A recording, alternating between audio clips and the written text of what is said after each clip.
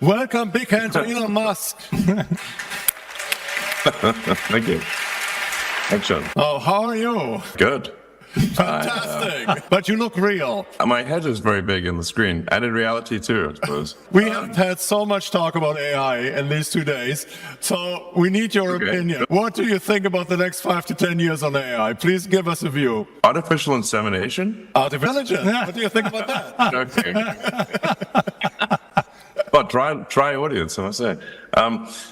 Yes, artificial intelligence is certainly going to profoundly change the world. I mean, one of the most significant ways is self-driving. So we've been putting a lot of effort into self-driving technology for cars. You don't see it quite as much in Europe because we first have to make it work in the US before we increase the complexity of trying to make it elsewhere in the world. But I think we're quite close to having the car be fully autonomous. So for example, like right now, I'm in Austin, and if I wanted to drive, say, to the airport, the car could take me to the airport with no interventions. And all it's using are digital neural nets, in other words, artificial intelligence, and cameras. So there's no LiDAR, radar, nothing. And in fact, if you think about how humans drive cars, humans are biological neural nets, and we use eyes. So it's the eyes and biological neural nets. The analog is digital.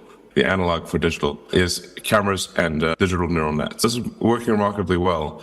It has been quite difficult to do this because it turns out that in order for this to work, the car has to really be quite fully intelligent. Really, as a subset, for example, it has to learn how to read everything and how to assess intention among drivers and pedestrians. So you end up creating sort of a baby artificial general intelligence to solve this. But this will obviously be extremely profound. And obviously, I'm talking about automotive here. I'll get into the broader question in a minute. But the average use of a passenger vehicle is only about 10 hours per week out of 100 hours. At the point at which it is autonomous, I think you would see probably a third of the hours being used because it would be like a taxi. Maybe my guess is like 50 to 60 hours, which means that the utility of a passenger vehicle would increase by a factor of 5, and this is gigantic. But we'll see. So that's automotive. Then there's what people have certainly experienced online, where you can ask it a question and ask for an essay or a picture or to understand a picture, and that is progressing rapidly.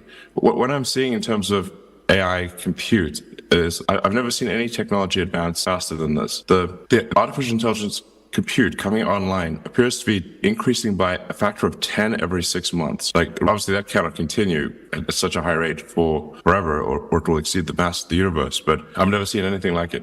And this is why you see NVIDIA's market cap being so gigantic, because they currently have the best neural net chips. I mean, I think didn't NVIDIA's market cap exceed the GDP of Canada or something recently? Anyway, it was quite high. So, yeah. It may go higher, who knows? The chip rush is bigger than any gold rush that has ever existed. So, and then there will also be robots, like humanoid robots, not just sort of industrial robots we are of course familiar with. You use industrial robots, we use industrial robots, everyone does. But they're programmed explicitly, and they don't walk around. But Tesla, for example, with the Optimus program, is making a humanoid robot that is capable of doing almost anything a human can do. I just hope the robots are nice to us.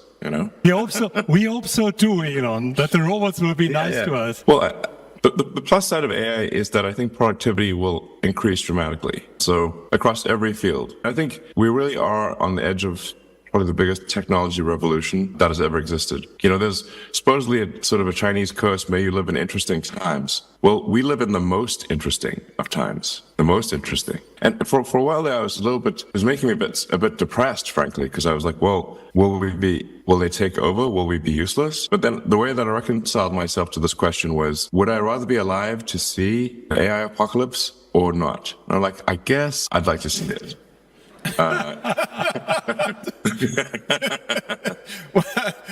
That's a good thought. It's going to be boring. That's a good thought, because you mentioned it every 6 months. That's an exponential curve, right? Exponential curves are beautiful, but there's kind of a question: where does it ever end, right? Do you see any end yet, or will it go on for 3, 4, 5 years like this? Because then we talk 100-folds, right? 1,000-folds of time. Yeah, that's why I said obviously. You can't grow at that rate without quickly exceeding the mass of the universe. So clearly it's going to hit some constraints. The constraints that AI compute, and very predictable, I've actually predicted this over a year ago. So over a year ago, the shortage was chips, neural net chips. Then it was very easy to predict that the next shortage will be voltage step-down transformers. So you've got to feed the power to these things. So if you've got 100 to 300 kilovolts coming out of a utility, and it's got to step all the way down to 0.6 volts. That's a lot of stepping down. So now we're in step down. And this is my not that funny joke, which is that they need transformers to run transformers. Then the next shortage will be electricity. So I think next year you'll see the electricity, that they just can't find enough electricity to run all the chips. I mean, during the chip crisis, we certainly all did have many contacts. Fortunately, we were able to master it together. Of course, we all would like to avoid a second chip crisis. But with regard to your comment on power demand, we all know today vehicles have 3 to 4 kilowatt power demand for the peripherals, but this is continuously going up. And Tesla has recently launched the Cybertruck, which I believe is mostly coming with 48 volt. Do you see this as a, let's say, further disruption of automotive industry, another technology change within automotive? Yeah, I think, the automotive industry has been living with 12 volts for a very long time, a century roughly. I think it started off as 6 volts, and then they needed a more powerful starter motor, and then they doubled it to 12 volts, although it's actually more like 13.7 volts. You're right. Absolutely. Yeah. Yes. And the bus voltage actually varies a lot for those, since there are probably some electrical engineers in the audience. It's like 12 volts is a very rough approximation. And we set it at 48 volts because anything really above that, you start to run into regulatory concerns. But the advantage of obviously quadrupling the voltage is that you can substantially reduce how much copper or conductor is used in the car. So you can use very small copper wires for, it's roughly a quarter, not exactly a quarter, but roughly a quarter as much copper is needed for 48 volts as for 12. So I think it's a logical move. That's really the next step for the low voltage architecture for the car. I think ultimately long-term all cars will be 48. It's interesting that many people love electric vehicles and want to have them, but some are harmed by a missing infrastructure. That would be the same actually as the AI thing.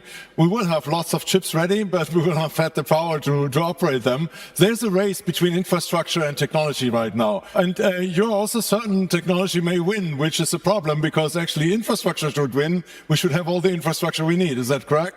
Yeah. Are you talking about like sort of charging infrastructure for cars and that kind of thing? Well, the reason Tesla developed the sort of global supercharger network was specifically to address that point, the point you're making, which is people need to be comfortable that they can travel long distances and charge their car wherever they go. So yeah, you need you need the charging infrastructure and the electricity to charge electric cars. In fact, the simultaneous growth of electric cars and AI, both of which need electricity, both of which need voltage transformers, actually I think is creating a tremendous demand for electrical equipment and for electrical power generation. Maybe one more question, Elon, with regard to new vehicle designs coming to the market.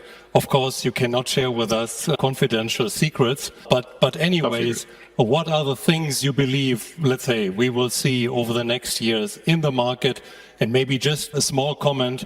In Europe, we see a shortage of affordable battery electric vehicles in the offerings because many people in Europe are only able to spend like 20,000, 25,000 euros for their vehicles. So what are the new vehicle types, vehicle designs you are thinking about at Tesla? Well, our next generation vehicle will be a lower cost vehicle, also that is very focused on autonomy. Like I said, we really are getting to the point where the car can drive itself well. When you're in the US, I would recommend perhaps trying out our car and seeing how it works. It's remarkable, as the AI gets better and better, it actually feels quite human-like in the way that it drives. It does things that you wouldn't expect a computer to do. It's not like a robot dancing, It's like it feels smooth and intuitive. So our next generation vehicle, which we're quite far along on, is very much anticipating autonomy. And then, of course, we've got some fun things as well, like the new Tesla Roads, which will be able to do 0 to 100 kilometers in under 1 second. Great. Thank you very much. That's all we need. That's